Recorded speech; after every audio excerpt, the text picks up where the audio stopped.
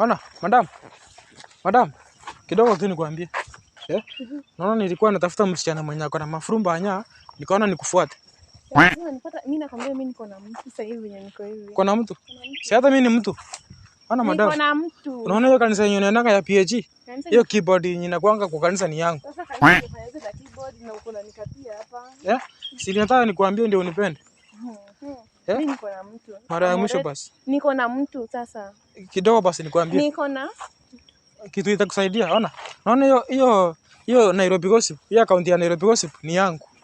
Ni yako tufanyaje? Sio. Uwezi nipenda. Mimi niko na mtu. Yaani nimekwambia mind your own business. I have a man. Madam. Niko na mwanaume gani? Ona, mimi ndio huwa na nini?